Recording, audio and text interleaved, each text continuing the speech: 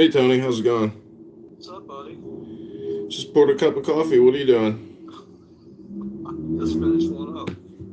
Nice. Just finished one up. And I hadn't talked to you since probably September. See what's going on with you and how things are going and any results. I don't know. I mean, I filed the EEOC and then I submitted it yesterday to the person at the Treasury who's claimed that they submitted it for an administrative judge hearing. Mm-hmm. And in the beginning of this whole process, there was a piece of paper that said that Treasury will actually pay for my attorney. Mm-hmm. And NTEU completely disavowed me and said that they are not representing me. So I'm hoping if I bring up that original paper, they will pay for an attorney if there actually is an administrative hearing. If not, I'll just do it pro se. Um, and, it's my belief that I was sexually harassed and there were threats of workplace violence, and we'll see what they say. Right. So what was NTU's reasoning? They gave no reason at all. Just, we're not representing him in this matter. Thanks, Union. Wow. Hmm. How are Well, you doing? that's kind of fucked. Well, I just filed my EO. Oh, wow. Yeah, had an intake last Thursday, and I had originally filed one. Probably, gosh, I don't know how long it's been. I actually recalled it and canceled it. It's been a while back. But I'm waiting for them to submit the whatever the form is to formally file it with the EEOC, which I will do. Um, so Tamika's been removed. Wow. Mm-hmm. So Tamika is not getting reassigned back to Atlanta, where she was for a couple of years. Apparently her and Adam can't get along. So, I was writing down section chiefs that I've had since I've been here. I've got a couple of duplicates on the list, but yeah, it's pretty lengthy. Anyway, so it was announced, I guess around the first part of January that she was taking a leave of absence. She might come back, she may not come back, she might get reassigned, whatever. So official announcement came out today that she was getting reassigned to Atlanta. But we all knew, I knew, come on. We've been around Adam now 4 or 5 years, and it's kind of his MO. So she's gone, but before she left, she did my eval, Wow. my annual on January 8th. And again, same rating 3 years in a row since I filed my RA for telework. Same rating, didn't go up, didn't go down. The 2 years prior was submitted as a higher rating. Adam said, no, I'm not signing that until you lower it. So the grievance was filed on that right after, 25, I guess. And then obviously the government in general is not looking at grievances to the unions because they don't recognize the unions. But nonetheless, it's been sitting there. Anyway, January 8th, I had a meeting with her and through Teams, and she's like, well, I need to schedule this with the union. I want to make sure the union's available to sit on the call with us. Which I found kind of odd because that had never happened before. Mm-hmm. And she said, well, it had to do with, because I had filed a grievance last year, that she was given the union opportunity to sit on the call. And I'm like, okay, this is weird. So as we go through the eval, she's like, well, Tony, you're going to see that certain CJEs I didn't rate you on. And it was was worded different than the other, than last year's, where it said something about she couldn't observe my work. Well, this year she put something totally different, basically in the same CJEs, but she made the, Tamika, she can't withhold not saying something. So she says it's in front of me, the union, and God. She says, well, I didn't rate those CJEs because I haven't been assigning you any work because you're RA. And I said, huh? So I finally got her, not that I asked her directly to say it or tell her to say it. She said it. Mm-hmm. And basically what I've known in the last 3 years was finally echoed. And I got off the call and had a call with the union right away.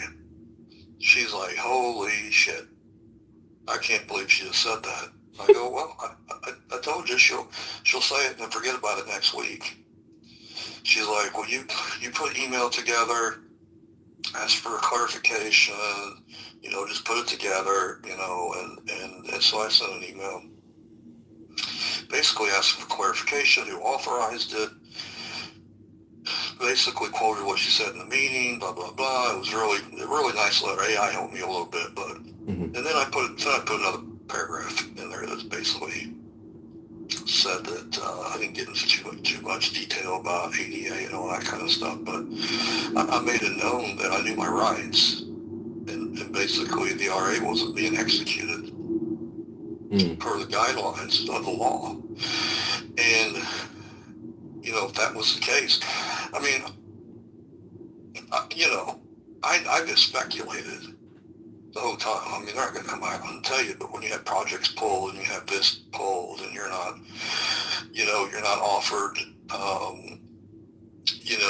ways to join meetings, and, it's like, okay, well, you can't be here at the meeting, but let's offer you, let's set up 2 teams so at least you can listen in. Like, they had one in St. Louis I didn't go to, and didn't even offer. I sent her an email. I was like, hey, you gonna be able to, pin this on Teams so I can join in and listen in? She goes, nope. Okay, nice. Mm-hmm. So anyway, that's the latest. I ended up filing a EEO, basically discrimination, retaliation, and I had my input or my intake Thursday, and basically, told the investigator, I was like, this is just a continuation of what's been going on 3 years. I said, she just finally admitted to it. Mm-hmm. And so he's like, this is, yeah. So I'm just waiting for that to come through, and I guess I got like 15 days to file it. Then I'm going to file it, and then I'm going to, well, actually yesterday I officially submitted my retirement papers. Oh, wow. Yeah. And I asked Ian beforehand, I was like, can I file for retirement as this is going on? They're like, yep. All right, goodbye. Yeah. Yeah, Yeah, would it take me like a year to get the final report back to submit it to request the hearing? It was over 700 pages. Yours was? Yeah, the final PDF that they submitted was over 700 pages. It's just, but it's like everything. They have screenshots of Setter. They have screenshots of section chiefs. Like notes on like everything, stuff I've never even seen before. It was because the investigator went to all these different people and gathered all this stuff, but because they tried to clip me one time because like I went to the Schiller Park office instead of the downtown Chicago office, and I can't remember his name, but he came from a different BU. Dustin Hendricks. Oh, Dustin. Yeah. But what do you mean? You went to another POD, and what do you mean? Yeah, they said I wasn't at my at the pod, but I went to the office closer to my house, which was where I was originally supposed to work, but then Adam switched it on me at the last minute, and then the guy who took the guy who would have refused the position, who took the Schiller Park office, never did a fucking thing, and he was gone in less than a year. Went to a different agency or something. Somebody that worked for facilities? Yeah, some guy that had an MBA. He never did a thing. Never saw him. He was only there for like a couple months and he left. I don't know who the hell that is or was. I can't remember his name. It doesn't matter. Well, congratulations. So when do you think your retirement package is going to come back? I don't know. I talked to the guy Wednesday and just said, hey, I hadn't seen you. Said you were going to have it like Monday. And he was like, well, I'm waiting on the other party to respond. And he goes, there's always another side of the story. I go, sure there is. So that's kind of what I'm waiting on, is for the official go file this kind of thing. So I'm waiting on actually a couple of affidavits from Jamie. One from Jamie and trying to get over to Ken for another affidavit. They're the section chiefs that had submitted me for a higher rating. And Adam said absolutely not. And it's called, the other thing too, the grievance from last year. I mean, I even sent the investigator a copy of that grievance. I go, it's affected my health. I've contemplated retirement. I mean, it's been terrible. And just said this was the last straw. I mean, you can't get any dirtier than that than just saying, well, we didn't give you any work because you're RA. Well, my RA to telework based on, my doctor's recommendation doesn't mean you can't assign me something to do. Mm-hmm. And I'm not saying I've not been sitting here doing nothing. It's just the fact that, meetings that I used to be involved in and consultations that I used to be involved in. I mean, right after, let's see, it was March of 23, my RA went into effect for telework, March 14th. And then I had that little fender bender, I don't know if you remember. Yeah. And then I was off a couple of days. And I had you and Ayana on the project team, and I think I called her, maybe called you both, I don't know, and said, hey, there's a call coming up. Take some notes. I'll be back. Just kind of hold it down. I got back, and they re-signed the fucking project. Yeah. Do you remember that? Yeah. Yeah, and the thing about it is I never got a straight answer at the time. Well, Katie was acting chief. And initially she sent me an email and was like, well, I'm gonna reassign this to Robbie because maybe give you a little time to heal up and all that kind of stuff and maybe give you a lesser whatever. I go, oh, okay. And I caught something in the email about being behind. I go, okay, so you snuck that into the conversation. So then I responded when I got back and said, well, what do you mean the project's behind? Based on what? Mm-hmm. She's like, well, Adam and I determined it was behind. I go, you did? I go, did you check with my two other PMs that were assigned to the project? I mean, did you check with W9 and NDC? And the thing about it is, I've talked to that director a couple times. John, what's his name? John Kilcoyne. And I called him the first time. I was like, John, hey, it's Tony. He goes, Tony, what's up? I go, not much. I go, hey, it's been reassigned. I said, they told me it was behind, which I didn't think it was behind. He goes, it wasn't behind. I think it was an overpromised deadline. Mm-hmm. And he just said that we had no complaints. Yeah. Nobody on my team complained to anybody in facilities about how you run the project. And I said, well, so I put two and two together, just kind of, one after another. I mean, with, since I stood up to the process and, went through arbitration and basically challenged Adam. I mean, he's been an asshole since. Mm-hmm. Yeah.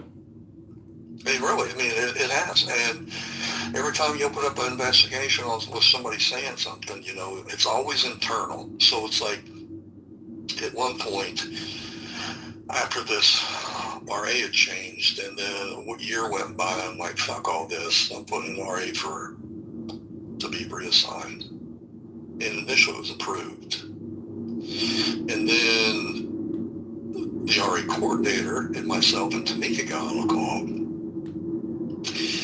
And Tamika says to me, well, you're no use to me any longer. You might as well just retire. Yeah. And then I filed a complaint. And again, internal investigations at facilities. No, nothing was found. Nothing was found. Yeah. Okay, well, fuck that. So that went on for, oh my God, dude, the reassignment process took 8 or 9 months, 10 months. It took a while. I kept wondering, I was like, what is going on? I applied they told me, hey, as we're looking for jobs internally, continue to apply through USA Jobs. And I was getting referrals to USA Jobs. And it was like, okay, so you got jobs posted. You're looking at through HCO or whatever that process to find me another position. There's no competition if I qualified, and you just slide me into it. What's taking so fucking long? Mm-hmm. Well, come to find out, the RA coordinator, who I guess was the territory manager, she actually handled my first RA for telework. She's like, well, Tony, we didn't share your medical file, but we did share your limitations with the hiring managers. Mm-hmm. Mm-hmm. I said, what? Well, we didn't want to put you in a position to fail. Well, I go, won't you give me that opportunity to make that decision? Yeah. So there's another violation. I mean, it's been one after another, dude. And I really think that Adam and probably the directors had something to do with me not getting relocated or reassigned. Yeah, absolutely. They had some input on that. So, and this was the last straw for me with Tamika basically summing up the last 3 years. Yeah. Like, fuck all this. Yeah. So, well, I had an unemployment hearing about 2 weeks ago that Adam showed up to the phone call with the unemployment hearing judge. mm-hmm. And I filed an unemployment, I filed for unemployment in March of 24, and it's taken almost 2 years to get a penny out of unemployment. And Adam is such a vindictive, F word that he's showing up to an unemployment hearing, and he sent me termination paperwork just like right before the hearing. Shit I'd never seen before. A year. My last day was May 31st of 2025, and now they're sending me paperwork like 8 months later. So it's wild. Like he holds grudges, obviously, and. Oh yeah. But so I filed an appeal to that hearing that I had 2 weeks ago, and I'm sure he'll show up again, and we'll see how the hearing goes. I don't have much faith in unemployment, in the state of Illinois, but we'll see. Why are they denying you? Is the IRS or the federal government not denying? No, the state of Illinois is denying me the unemployment insurance, and it's about $20,000. So. Why did he show up for the hearing? Because he's the correspondent point of contact. Like, he receives the paperwork from, IRS. The IRS gets it, and then they send it to him. Yeah. Reminds me, I'd like to send them more evidence, but I think what I sent should be sufficient. And Somebody told me talk to the judge like they're a baby holding a teddy bear. Because this last judge I was on the phone with, he went bananas and started screaming. I said, I thought this was supposed to be a different judge on the call. Her name is Shannon. And he goes, it doesn't matter who it is. I'm here. I know what I'm doing. I've been doing this a lot of years. You ain't got to worry about it. And he goes, and you know what? I don't have any jurisdiction in this matter. So this case is closed and you can file an appeal. And then that was it. I was like, holy shit. Wow. Holy shit. Did Crazy. he sound just like that? Yeah. Adam didn't say a word. Just, yes, Judge. That's it. Why are they giving him the point of contact? Shouldn't it be the IRS fucking lawyers? I mean, they have IRS lawyers. Well, he's the subject matter expert on John, so I assume just, He must be just the subject matter expert on everything. Because he set my arbitration, which is fine, light through his teeth, but there was an attorney representing IRS, the agency. Mm-hmm. There was a senior counsel and assistant counsel. So why is he spending his time attending unemployment hearings? Oh, so there was he's a control freak. Yeah, there was another unemployment hearing, but because of the government shutdown, he didn't show up.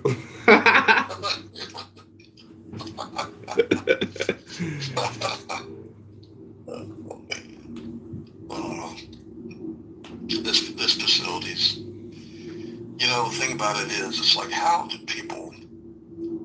Well, let me rephrase that. How does this organization not think there's a problem when you got people running out of here after a couple of years, and then they may go to another market, another territory, and everything's completely different. It's like the whole. I mean, I don't get it. What I don't understand is, why is somebody not holding this guy accountable for his fucking actions? I don't understand. I don't get it. There are mysteries in life. Yeah.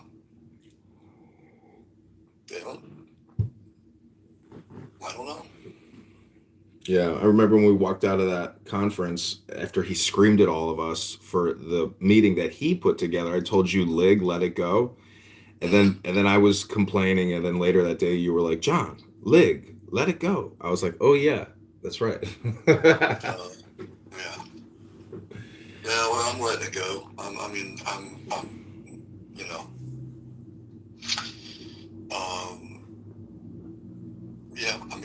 They violated my ADA and what's the other one? The Rehabilitation Act of whatever, and then being a protected veteran too as well. So, and that goes for you as well too. So I don't know if you brought that up with in your case or not, but it's in there. There's paperwork in there saying that I'm a service-connected disabled veteran. But who knows if there's even an administrative judge? Who knows if the hearing isn't a year away? I mean, I also filed for Social Security disability, and I have that hearing in May. If I get that, that'll be great. If I don't get that, in the paperwork that Adam sent me prior to the unemployment hearing, it says if your termination was a result of a disability, you can file for federal employment disability. So I still have yet to go down that route. I still have my laptop and cell phone. So, are you serious? Yeah. So I need to call the HR, the customer support or whatever, and I'm gonna see what the instructions are for the federal employment disability, and then try to give the laptop back. Well, here's some food for thought. So he sent you termination papers to fill out, or actually a letter of you were terminated on this date. It's in my other in my other room. I can pull it out of a big stack of paperwork, but it was more like a letter stating it seemed like he had it drafted specifically for the unemployment hearing.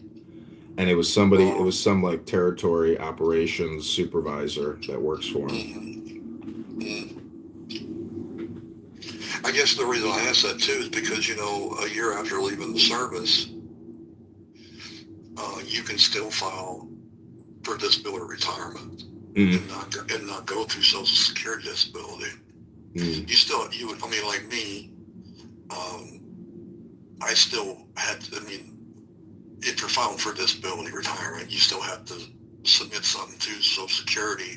And while you're still working, they're going to be like, well, you're still working, so it's denied. But it just shows the OPM and IRS that you've, Right. You made that attempt. But I guess they don't want you double dipping, which I understand that. But what I was getting at with the paperwork he sent you was, 8 months later after the fact, was it?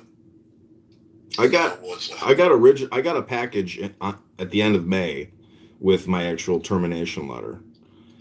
And, I had stopped working basically in March of 24. It took them that long. It took them over like a year and a half to actually terminate me. Right. Technically. So you have until May of this year to file for disability retirement instead of going through the Social Security. All right. Well, I'll get on that today. What I'm saying is you can still file it.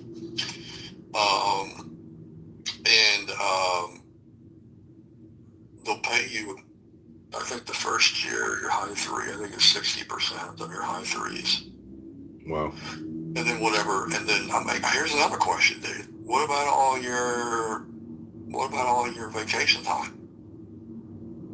Yeah. And sick days, where's that at?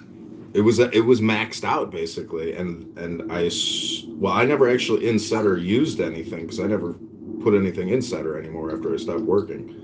Mm-hmm. But that's a good question. I mean, they're supposed to cut you a check, but I don't know how they classified that as. They may have spun all those hours up and been like, well, he's using his 240 hours to not show up at work. Yeah. And they made it sound like you didn't show up for work, even though there's a hostile environment. And you're like, hey, I'm not going back. You're threatening me. She threatened me. And, yeah. There's just a couple avenues I think you should probably look at just to make sure you got income coming in. Yeah. I will. It's I'm going slow, but, your call was a big help. I saw you call me and I immediately went to my other room and I submitted the final EEOC paperwork. I was like, this is the sign. This is the sign. Yeah, I was checking on you, dude. I don't quite understand how people like you and I have been whatever. There's been others that have left. Maybe they've left a different way, get another job, or they've took DRP, or they've retired, or whatever the hell they decided to do. It's just like I just don't quite understand how I become a target. And it's like, I'll give you a fucking example. So, to me, gone. He's basically took the reins of our section for the last 6 weeks. And one of the other specialists had sent me, because she had me, one of the things I was doing was reviewing all site visits, monthly, quarterly, annually. That was something I had on my plate to do. And they would send it to me, I'd review it, send it back. She'd sign it, they'd upload it. So one of the specialists sent it to me and copied Adam. And he's like, why is this not going to a manager? Mm-hmm. I go, because I was assigned to review them and, make corrections, or they haven't made corrections, or they would need to make corrections, whatever, and they get signed and uploaded. I was like, and he's like, got Katie involved. And Katie, remind me to bring this up on our call. This is what, he made it sound like, why would you, he's like, why would somebody send this to a PM that can't give any direction? I'm thinking, what? That was a shot at me. Yeah. that was a shot at me. And then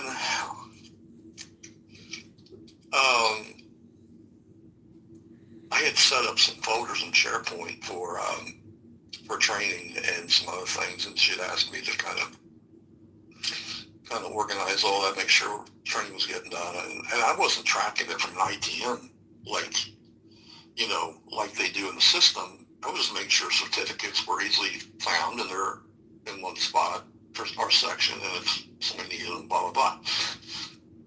So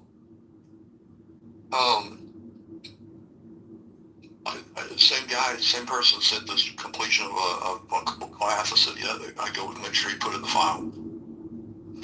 He's like, why are we tracking these like this? And what the hell? He's like, an off, like SharePoint was some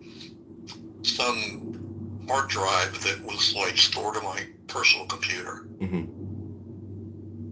And Katie, I want you to have access to this, and I want you to delete this file. Well, it was the whole section. It was section C's SharePoint, which had a bunch of other folders in it, not pertaining to just certificates, but building closures and whatever. And he was like, we don't need to be tracking on this and that. We're not. I mean, it's like, he didn't want, I just like stopped. I'm like, I'm not responding to this fucking clown, because he has run off on the tangent thinking that,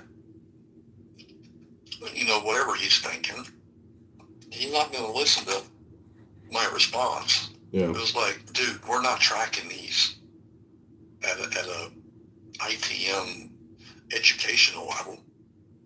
We're just making sure we got the certificates.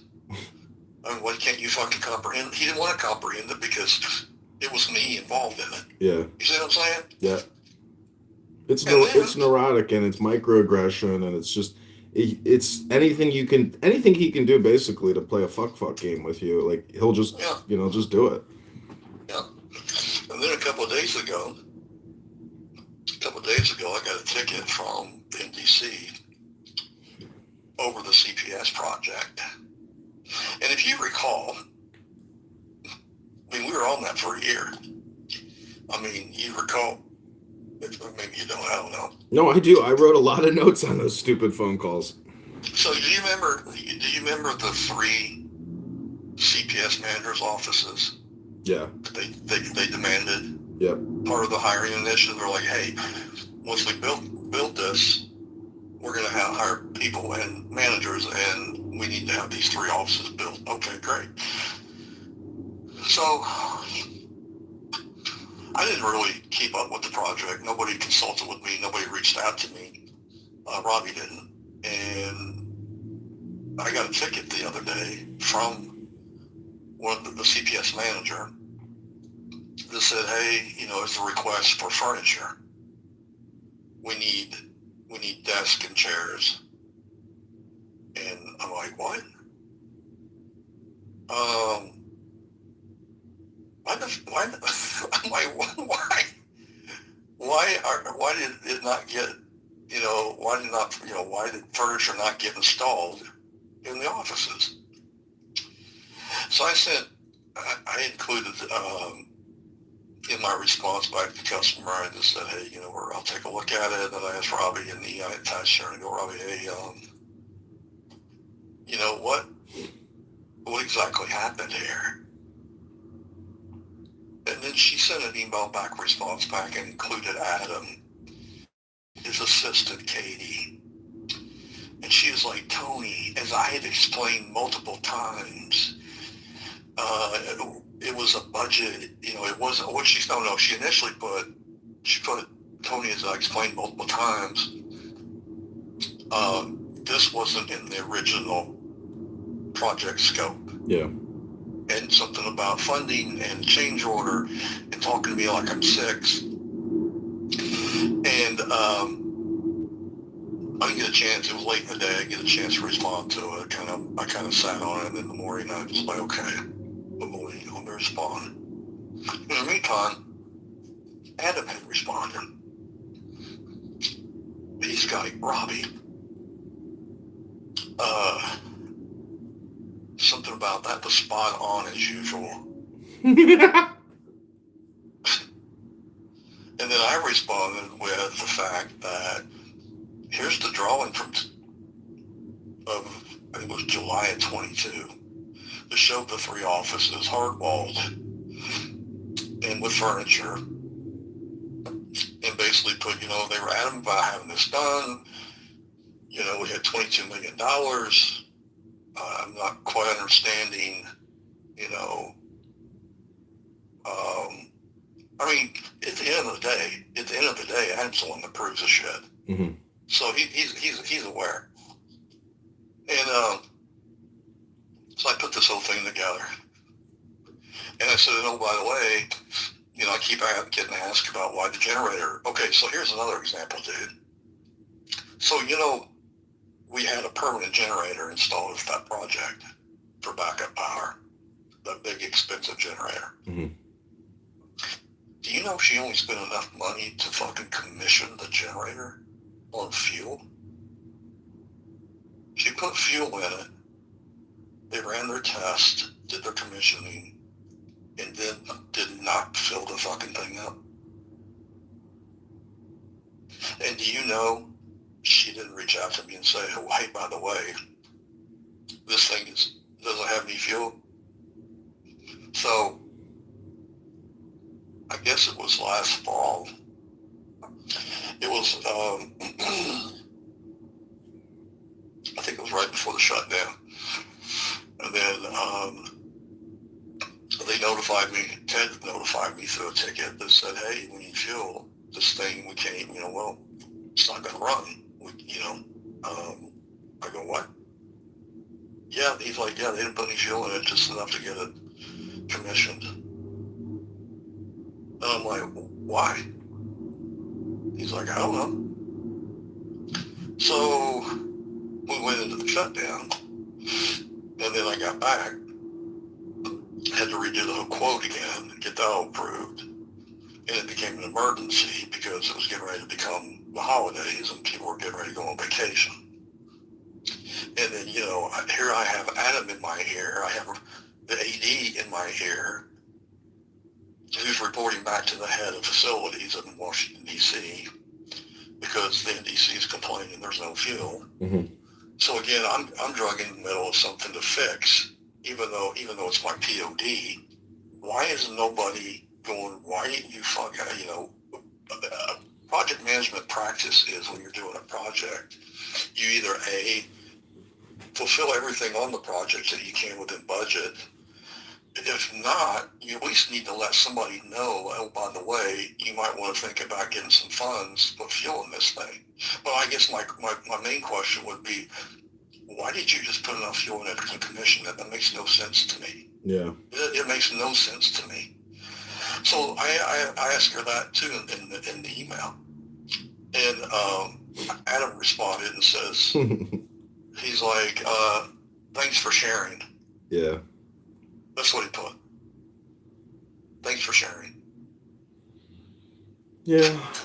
Well, when I first got hired, I had to fly out to Minnesota with Adam to meet with a bunch of people at the pod there in Minneapolis or in Bloomington, and there was a dispute over a window seat, and so I pulled up like the code showing that the seniority, the EOD gets first choice, and we'll have to you'll have to work this out. And so the guy who was getting in a fight with this woman who worked in, SBSE or whatever it was, him and Adam were very chum. And then I actually met Rettig, and we walked around the facility with Rettig, and even Rettig during this meeting where we had a piece of birthday cake for some, anyways, he says, when you go to those courts, I want those mom and pops. I want them paying. I want them suffering. I want justice against these mom and pop. I was like, what? Like, he's talking about ruining small business owners' lives. This guy's a tax attorney. But anyways, the guy that we met with Adam, when we get back to Chicago or like a week or two later, goes, hey, remember that guy we met, and we spent the day with? I said, yeah. He goes, oh, well, he died. I was like, he died? Like, yeah, he retired and then he died. I was like, wow. So, that the whole, like, the way that he handles things is so crazy. Like, Mm-hmm. what does he think is going to happen to him? After all this is said and done, like, what is why does he do it? It's because it's like psychology. It's him. It's like Mm-hmm. it's so at least I have some satisfaction in knowing that it's all like a show, and he's gonna croak, I'm gonna croak, but the way that we interact, like, that's really the whole thing. And that guy, Mm-hmm. it's crazy because it's like becoming the president. It's a for life position appointment, and so it's like politics. It's crazy. Like, how the hell is it a political position? And that's what it becomes. It's crazy. Mm-hmm. It's like he got elected to an office or something. But Mm-hmm. Mm-hmm. Yeah, but I mean, he's had so many complaints, either through grievances or EEO, that I'm just trying to figure out, why don't they do something with him? Why don't they say, hey, why don't you go to another territory? Or why don't you slide over here and take over another business unit? I mean, it's because he shows up and he has just enough knowledge to be able to play the game. And, he can claim everybody attacks him because nobody wants to do any work. It's just that type of shit. That's what it is. And people in DC, I was really annoyed. Like, when my last day there, Tamika comes up to me. She says, by the way, we're pulling you from the Duluth project and we've made a new hire in Duluth. We're pulling you from all your projects and you don't have to do the motor pool vehicle anymore. And then they had a meeting, and Adam literally, like, sat himself in front of me and turned his back to me. And then we had a meeting, and then I was like, okay, this is it. Like, I'm done working here. Like, they've got somebody to replace me in Duluth. I'm no longer doing motor pool vehicle. Like, what's the point of even being here? Like, I'm done. This is it. I'm not coming back to work anymore. Like, I can't believe this, but this is it. Bye. And then they have these DC people that they bring in who don't know anything about anything. And one guy says to me, how you doing, John? Are you doing okay? Are you doing okay? I said, yes, sir, doing great. And total waste of time. You weren't there for that meeting, and total waste of time. And I think I pissed off Adam because this woman gave us a 2-hour presentation on how to file for mileage, compensation, or how to do a flight versus driving. And I raised my hand. I said, ma'am, I said, no offense, but my income taxes are actually easier to do than to try to calculate whether or not I should fly or drive. I was like, how is this not automated? Why is this like, a physics equation that no one can solve? And then our coworker, what's her face, she whispers to me, she says, John, it's a jobs program. I was like, oh, okay. The whole fucking thing is a jobs program, you dummy. so when Adam, you were up in Chicago with Adam, the last time he sat in front of you, was that part of a meeting with just you and him and Tamika? No, that was in KC. It Oh, was, territory meeting. that the last time I saw you, and was that the last one? That was back in like February or March of 24, I believe.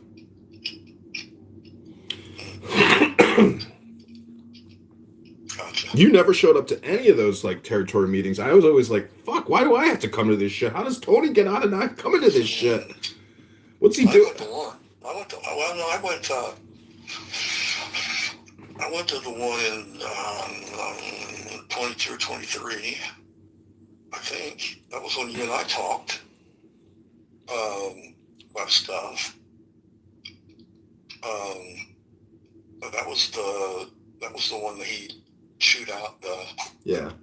the people from Seattle or Portland or wherever they're from. So that's the time we had a talk with him at the restaurant, the hotel, or the bar, or whatever the hell that was, ice cream place. Yeah. Yeah. So that was the last. Yeah, that's the last one. I wonder where Adam like learned his methodology of chewing people out. Like, how does he? I mean, it's like a strategy. you know. Well, one for one, I think he's not mentally mature, Mm. and I think he is every bit a narcissist. And I wouldn't be surprised if he don't have some bipolar floating around in there, because even today we had a call about some of these changes in project assignments, and he was happy as a lark.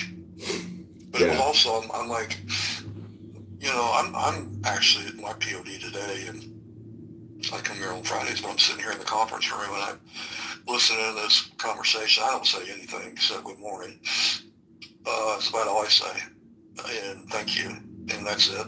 But I'm sitting listening to him.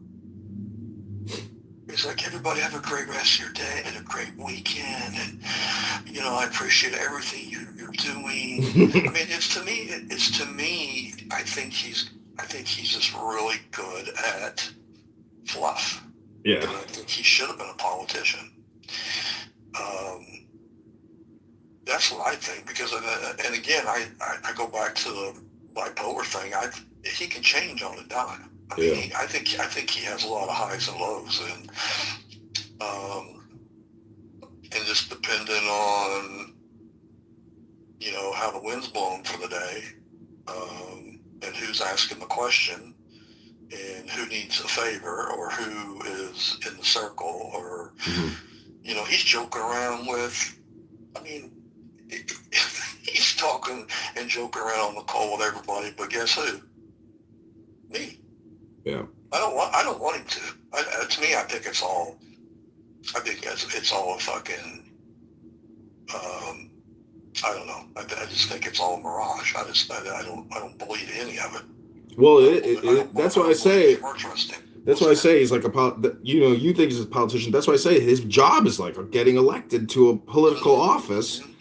I just remember one time on a call, like I'm working my ass off, I'm stressed out, etc., and he's on the conference call. It literally sounded to me like he was swinging on a hammock on a farm, having a cocktail while we're all, stressed out and doing this and that. At that moment, I was like, this motherfucker. And it had to do with, work from home and all that shit. And I could tell he was just sitting on a hammock, enjoying his view, screaming at all of us, telling us, got to be in your pod, this and that. And I'm like, the hypocrisy of this shit is unbelievable.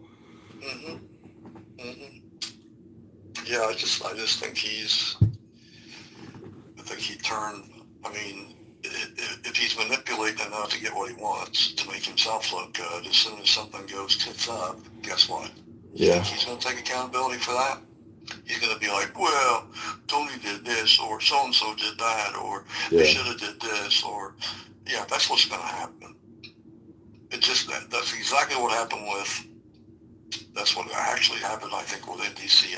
When I first got that project, it was over Christmas. I didn't take Christmas break that year. And he hands me this project. Already had funding. Already had a number. I'm like, come up with these fucking numbers. None of it had even been looked at. He's like, they need this done. I go, holy shit.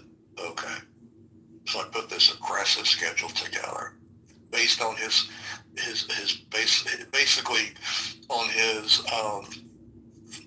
promise to them. He could pull this off. He's going to pull this off. Just him alone. Because at the end of the day, when things are successful and whatever, he's the one that gets he's the one that's looking for admiration and whatever. Maybe he thinks he's going to DC to work in HQ eventually and take over the whole show. Who knows? I don't know, but as soon as the shit hits the fan, he's blaming people. So. Have you seen him? Are all his teeth still in his mouth, or did he get any of the teeth, replaced that he's missing in his mouth? Dude, I haven't seen him in 3 years. That's unbelievable. I saw him on like Teams video calls. Them sitting in a conference room, at a distance, but I've not actually been in the same room with him since Kansas City. And then actually these email exchanges I've had this last week, since he's filled in, since Tamika's took a hiatus, it's the first emails and communications I've had from him in probably 3 years. He don't talk to me. He don't call me for anything. It's usually about, last time I think he called me called me about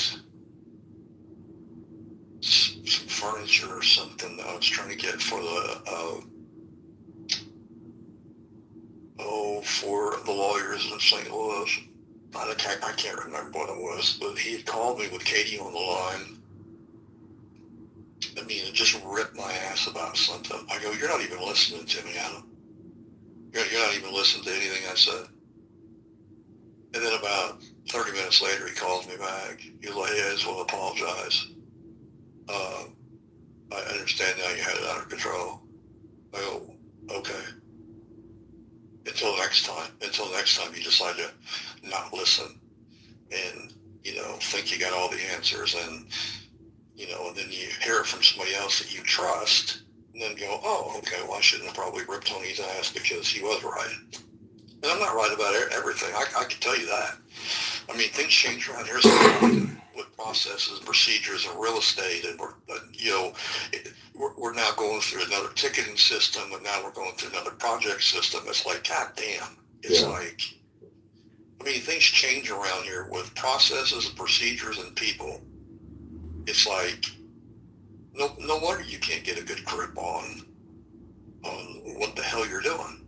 It's like, yeah, for that Duluth project, out in my 4.5, 5 years or whatever it was, I'm going through basically the process instructions, and I had realized that this project had never even fully been through like the EWRA or whatever it is, through the GSA for funding request.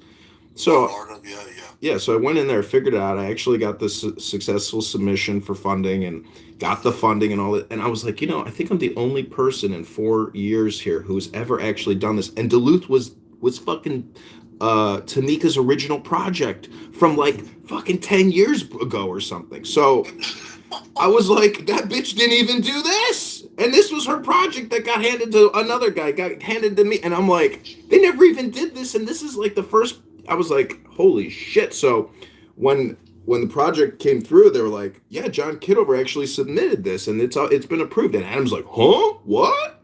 Oh my, nobody cared that it was totally out of the chain of success. Anyways, like, I'm glad that that place, like you're saying, is, oof, it's an animal house. It's stressful. Like, it's toxic, dude.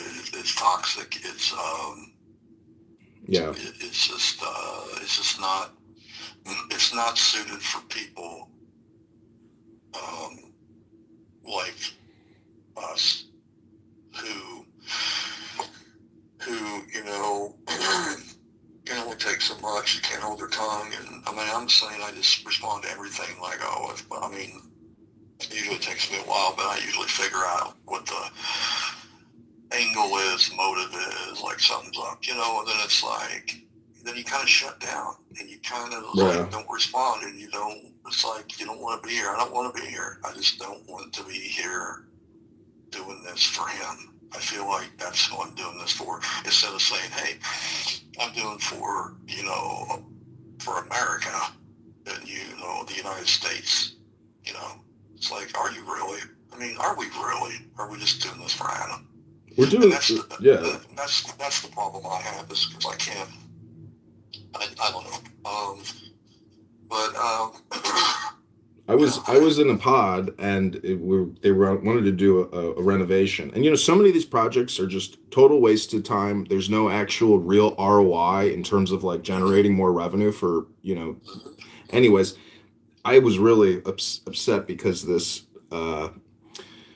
The front desk was basically shaking down a young girl that drives Uber who has no money, and I was like, oh my God, these are shakedown offices. I was like, that taxpayer compliance in the front, they're shakedown artists. Like, they don't have any money, and it's like they're going after the most vulnerable people. I was like, holy shit. I was like, anyways, it is what it is. Yeah, I just think it's time for me to do something else. I mean, I've been contemplating this for a couple of years. The email I sent yesterday to HCO to officially fill my papers out, which were already filled out. It was a draft email that I had in my folder since I want to say sometime last year. But I had originally applied in 24, and then basically retracted it because I talked to a couple people like, hey, they're looking to force you out. You retire on your own terms. Blah blah blah. And since he kind of got back in the picture this last 6 weeks, we've got a couple projects that have to be done. They want done before fiscal year 26 is over, which, is at the end of September. Well, the fucking project is in fucking Chicago. And now all of a sudden, after 3 years in my RA, he wants me to like fucking travel. Yeah. He's like, I need you to put in a travel request, and I'm thinking, are you out of your fucking mind? And then I talked to the prior PM, who had basically put the kind of the early stages of the project stuff together, and I'm like, so do you think this project has any chance of hell being done by September? They're like, no. So let me just recap. So we had 4 projects that they want done before the end of the fiscal year 26. Well, guess who got the hardest project? Me. And he admitted that on the phone on this call this morning. Well, the other 3 projects, the one that's going to be tough is Chicago. That's probably the hardest project. Is it at the JCK? It's moving from Schiller Park. Oh, they're closing Schiller Park? Yeah. Holy shit.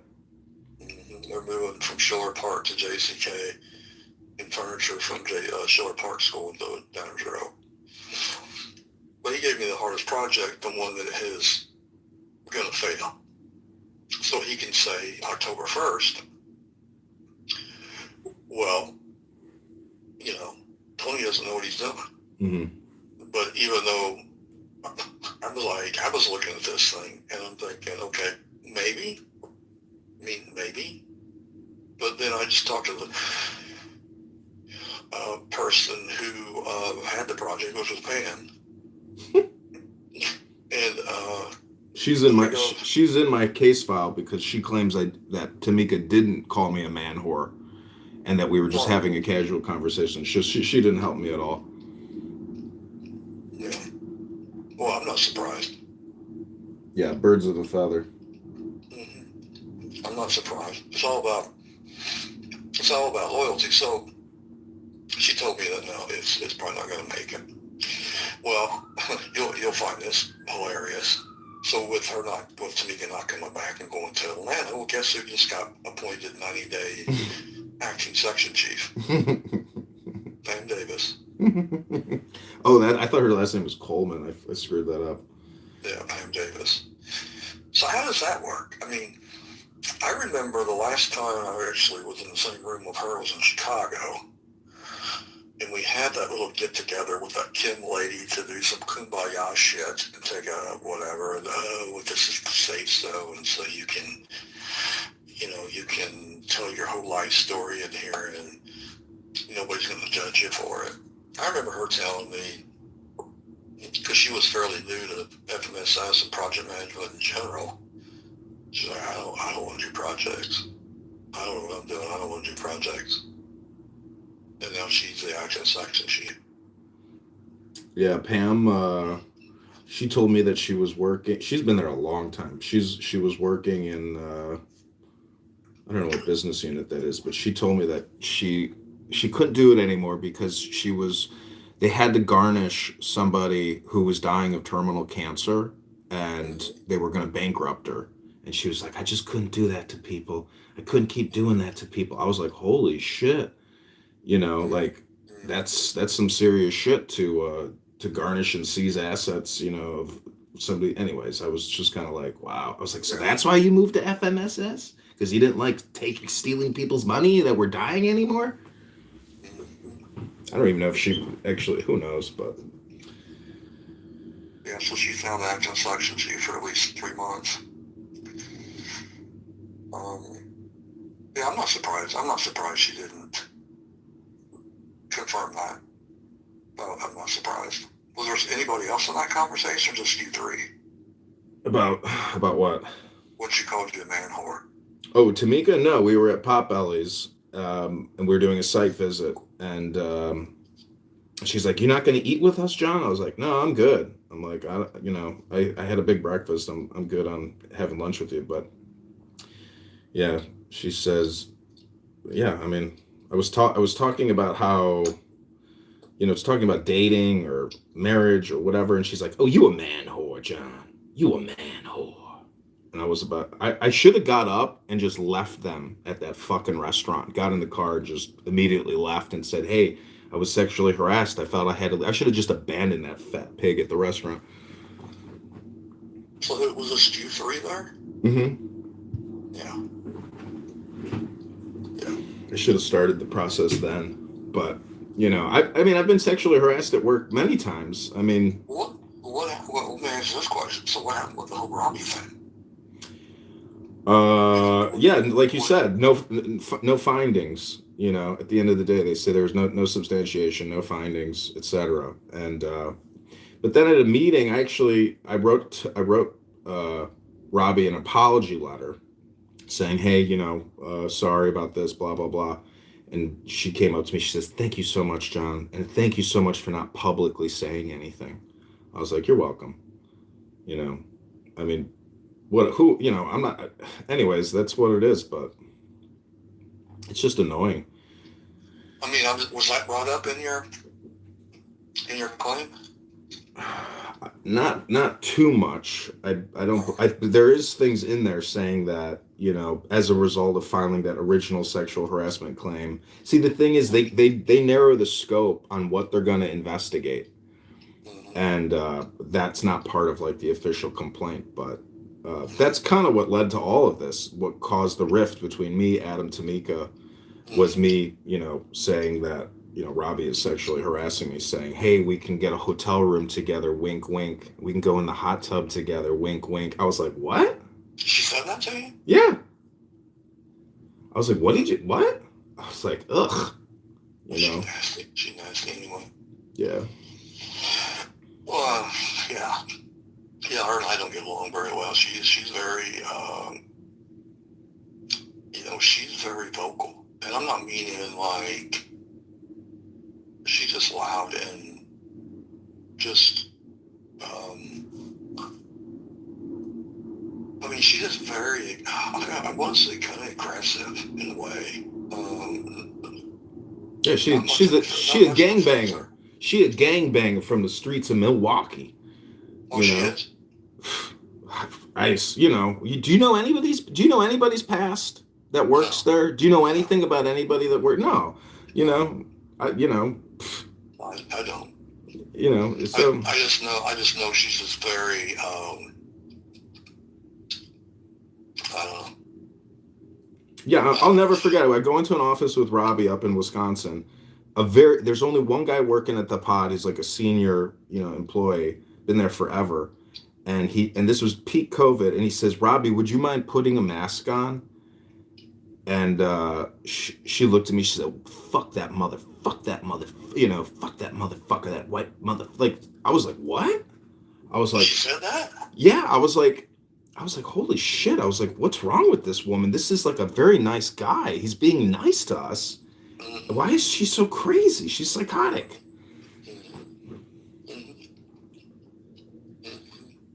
God. The whole COVID thing. I can't believe that's like what my career came down to, was like being in a pod and taping off 6 feet wearing a mask. Like the dumbest fucking reality you could ever create. Like, talk about wasting your life and stupidity. Unbelievable. Yeah. Yeah, retired, I'm going to give up some money. I mean, I'm going to get some disability, monthly, but it's okay. I mean, I was going to retire probably about 60 anyway, in about 5 years, 4.5, 5 years. So, retire from here, or try to retire from here. But I want to do something else. I've already kind of got something started.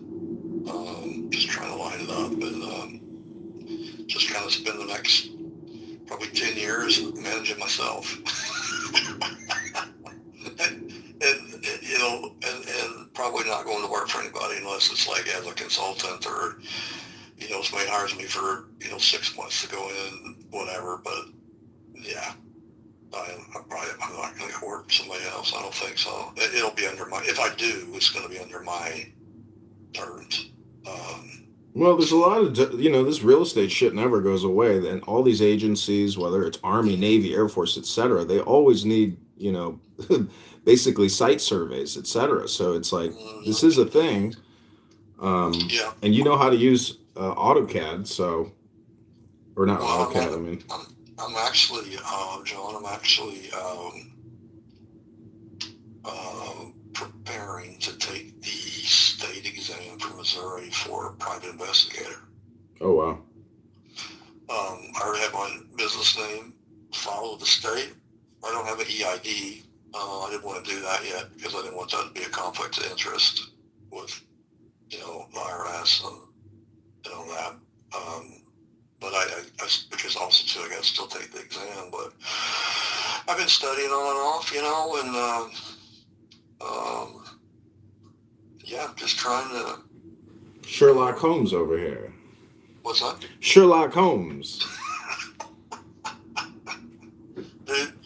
I think between my project management skills and my analyzing skills and my gut tuition, I think I'd make a pretty good goddamn private investigator.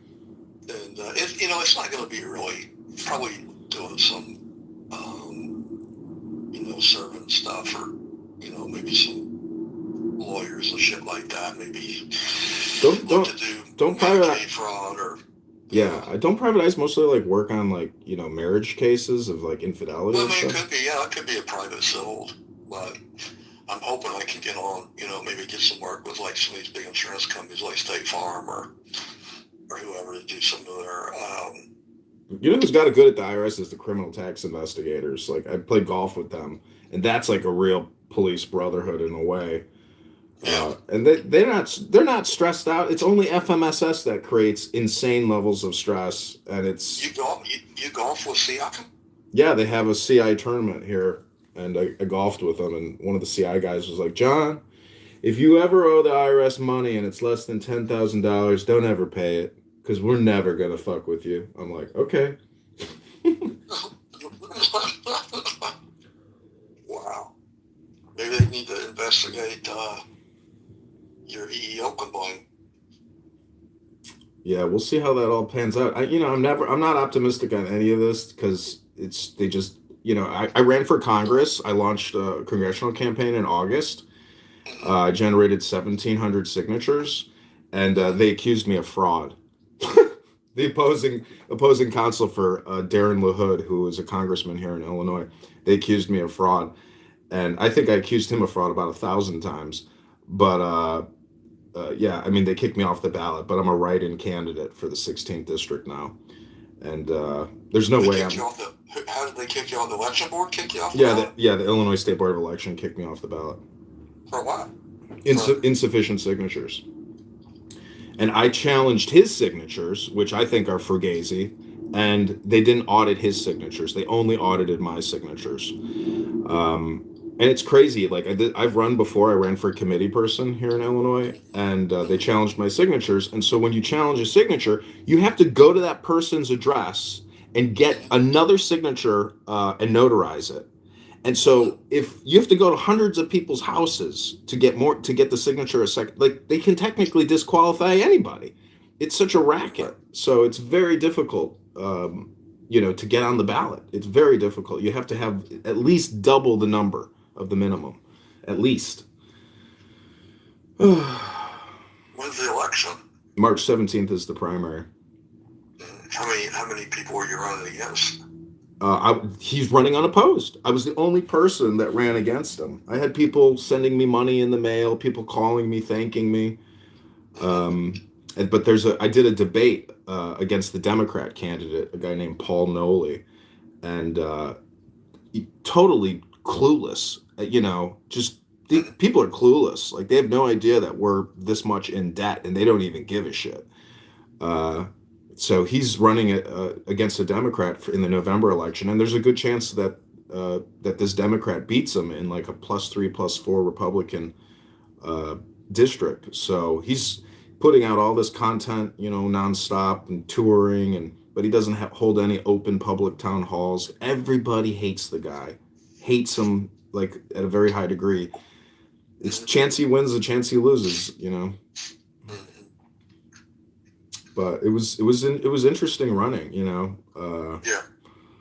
It was a Hey, big. I was gonna ask you, did not that I'm not interested in your political career, but I was just thinking off the top of my head, did they give you a copy of the affidavit or the thing I filled out? Yeah, I got that. Oh, you mean I don't know if that's in that final submission. It's probably in there. Yeah, well, I mean, they sent me something in my email and said I had so much time to get it back. I filled it out and sent it back to them. Yeah, I got that. I read that. I thank you for that very much. Yeah, yeah.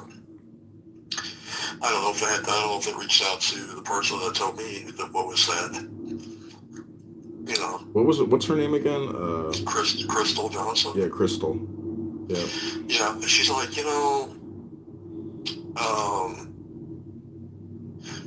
I don't think Adam would have done it. Saying it was one thing, doing it's another. Well, don't we have a fucking no tolerance policy? Doesn't matter what your intent was, you say it, then. With regards to what? Well, he said something about punching you in the throat. Oh, I see what you're saying. Yeah. Yeah, and she just said, I heard him say it, but I don't think he would have done it. I don't think he would.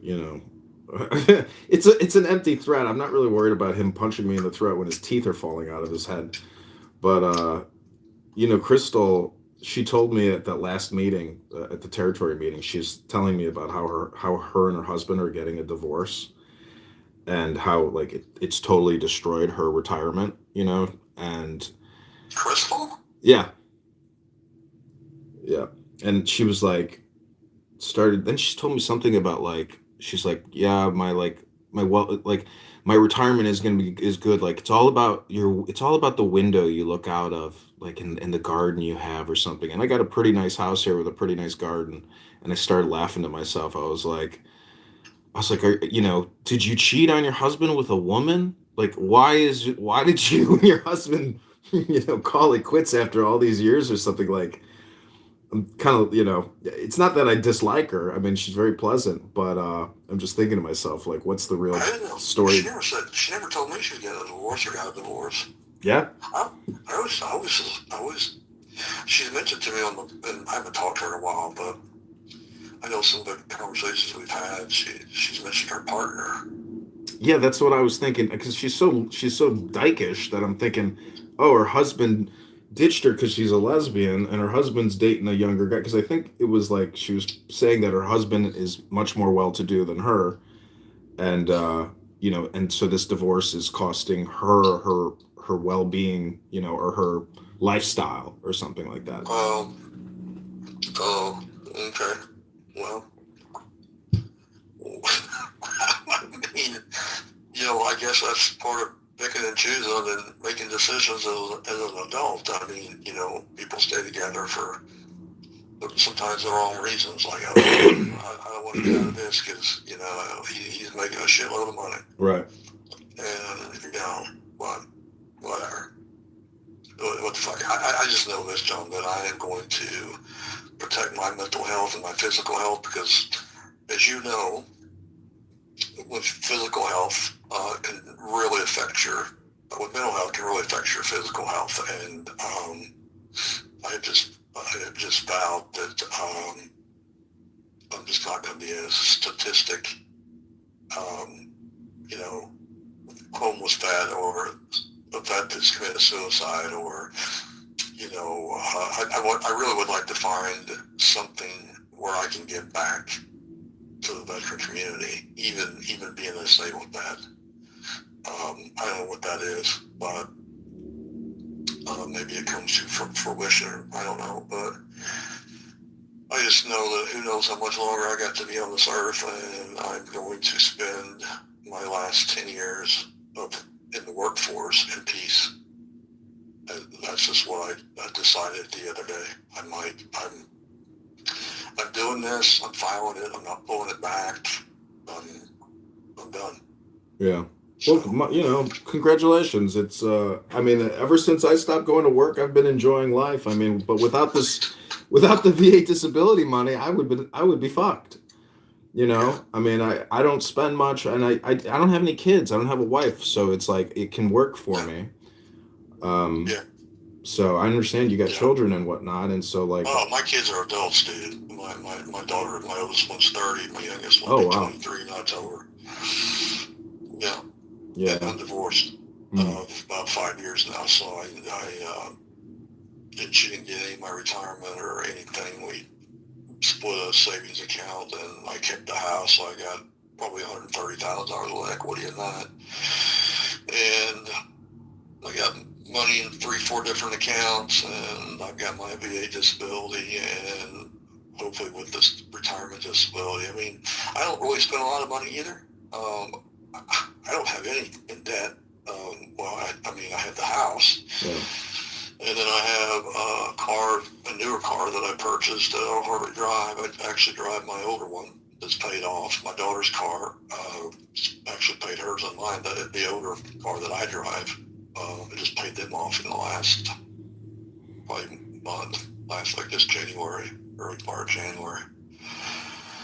And I told myself a long time ago, those years when you're 25 and you're thinking, God damn, I got 40 more years to work. And yeah, I'd really like to be like debt free at a certain age. I really like to be whatever at a certain age. And I mean, I was looking at some of my bills the other day. I think I use a Discover card almost all the time. I don't cook, so I'll stop and eat. mm, I may be 1,500 in debt, which is nothing, not nothing. And I don't know. I just feel I'm in a good place. I'm in a good place to do this, and I'm going to do it. And in the meantime, I'm going to. In the meantime, I'm going to, put the shit together for the EEO complaint and see where that falls. Because in some ways, they have really forced me to retire because of the mental anguish and the retaliation and discrimination. And I got to get away. I got to step away. So that's yeah, what's going to happen. yeah. Adam means first man. It's I think you're right about the bipolar diagnosis on him. Mm-hmm. But if he gets stressed, then that's when it comes out, and otherwise Mm-hmm. he's happy and gay, Mm-hmm. drinking his wife's kombucha. I mean, Mm-hmm. but Well, he definitely is a narcissist. He definitely is narcissistic. well, don't Well, forget, he's got tragedy. His son offed himself. I wonder if he had anything to do with his son's well-being. You know, I don't know, dude.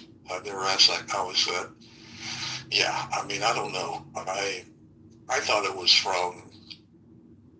I thought it was an accidental shooting, but apparently not. Huh? I don't know.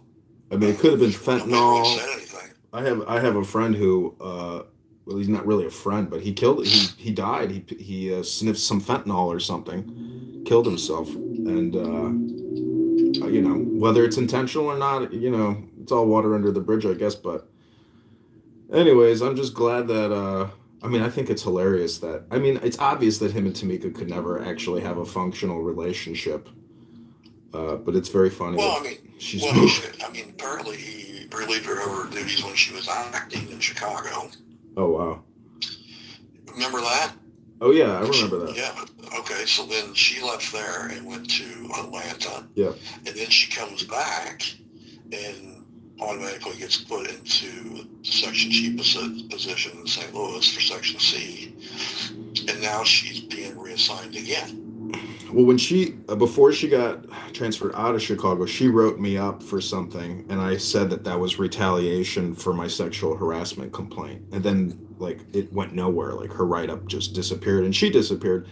And when I did that training in KC for, some cert, like that big program they have or whatever, there was a guy from Puerto Rico there that I was in my group, and we were sitting there using a tape measure, and he goes, "You know that Tamika?" I was like, "Yeah." He goes, "She came to Puerto Rico, and that stupid fucking bitch, she fucked everything up. I fucking hate Tamika."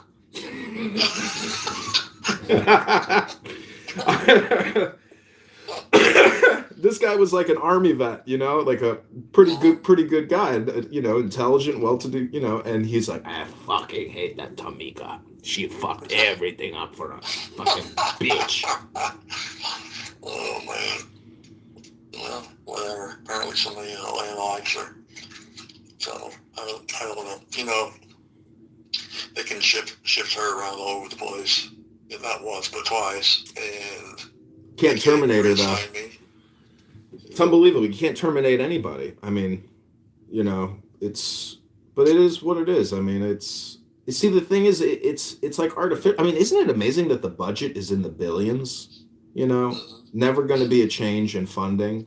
But there's no, I even asked Jamie one time, I was like, now that you're working in portfolio, is there like an alignment between revenue generation and investment in real estate? There's no correlation. It's just like a monolith, Mm-hmm. Yeah, there's not really, I don't think. I think they just look and say, okay, I think we'll close this building here, or, now that, the executive order about trying to reduce the footprint. But, the thing about it, too, is, GSA owns all these buildings, and it's like, why are they not making the decision on what buildings are going to be like, hey, we're getting rid of this building, so you got to move? And it's like, why are we, we're paying them rent. So it's like, we're moving out of this building, but then they still own the building. So we're saving money for the IRS, but GSA holds the keys to the fucking, they own all the real estate. On the Sioux City project, I got on a phone call with Adam and a GSA employee, and it literally sounded like Adam was gonna kill this guy. Like, "How are you doing, Frank?" I was like, "What? Who's this guy?" Like I had never heard Adam like turn into Dr. Jekyll, Mr. Hyde before like that. And you could tell this GSA agent employee was not happy with Adam. And sure enough, after that phone call, that GSA employee left the project. Wanted to have nothing to do with Adam. And then we got a new GSA coordinator, who had never had to deal with Adam before. I was like, this is hilarious. Like, Adam has beefs with everybody. Yeah, everybody. Yeah. Psychotic. He's psychotic. I mean, I was like, I couldn't believe it was so crazy hearing him on the phone with that guy. Like they had it out. They it was intense. I was like, whoo, this is amazing. Like, I was actually happy because like I had, observed Adam in a conflict that did involve me, and it was like watching two people, fight it out. I was like, this is pretty funny. Yeah. So I'm going to ask you this question. So you said there were 700 pages to this thing. What was their rebuttal or the response? Has there been anything like, are they just submitting like, oh, he didn't show up at this building, or? I can forward it to you. It's huge. I went through it yesterday, some of it, because it's just so expansive, and it's basically like no findings, no finding this, no finding that. But it doesn't give like a judgment or a summary. It's more of like an investigative file. And now I have to go before an administrative hearing with a judge, and I suppose represent, the case. And I think in my original complaint, I asked for $210,000 in compensation. I was originally asking like $70,000 or something, but then on another packet, and it gave me another option to like write in how much you're looking for. I was like, fuck it, $210,000. Mm-hmm. So, we'll see. They also give you the opportunity to have the Treasury make a summary judgment for you if you don't want to go to an administrative hearing. I was like, what the fuck would be the point of doing all of this if you don't go before an actual judge and you let the IRS, give you its own judgment? Yeah. Is that have they not made an offer like to settle it? No.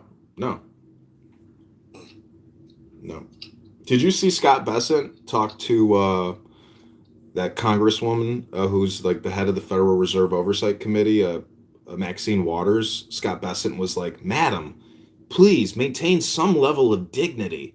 And Maxine Waters is telling Scott Bessent, "Shut him up! Shut him up! Shut up! Shut up!" Did you see that video clip? I haven't seen that. Oh, I'll send it to you. It's fucking hilarious. It's just like dealing with people at the IRS like Tamika. Shut him up! Shut him up!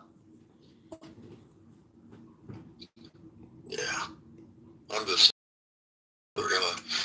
To me, I don't know. It's like have affidavits. You know what I mean from other witnesses. That's a big key to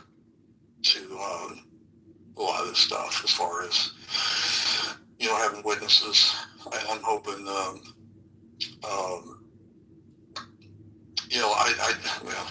I hope mine goes smoother than yours. I mean, I'm not trying to be selfish, but I hope mine doesn't drag out. I hope they be like, this is a violation of whatever, and don't count on it. Don't count on it. Because it's just like you're going up against a monolith. They'll give you what they want to give you. Who the fuck are you? You're nothing. Like, even if you have representation and a lawyer, it's like such a, I don't know. All I could say is good luck. I hope it, you know, results in some type of compensation. Because if you look at like the Congress have you ever seen how much like Congress has paid out in sexual harassment claims? It's insane. Like the government spends an inordinate amount of money on settling claims every year. So I just hope to be a part of some type of compensation. And if they rule against me, I can file an appeal. Yeah, But I think it'd be much easier if they just settled because they're going to pay for their lawyers. but they're already on salary anyways, unless they're see the woman who did the EEOC complaint investigation. She was a contractor and she's an attorney. So they don't have full-time employees even working on this. They have to like hire a consultant Right. to come in and do all this. Right, yeah, and that's costing big money. The lady that reached out to me, I think she was from the USPS. I think. Yeah, I guess Pretty so. sure. I got a weird email with my findings by the United States Postal Service. Like, click this link. I'm like, what the fuck? Why am I clicking on a United States Postal Service link? This is weird. Mm-hmm. How the hell do they do that? I think she's the one that sent me to fill it out. And I sent it back to her. And then she asked me, what Crystal Johnson are we talking about? And I put, Crystal J. I don't know what her middle initial is. I think J, but.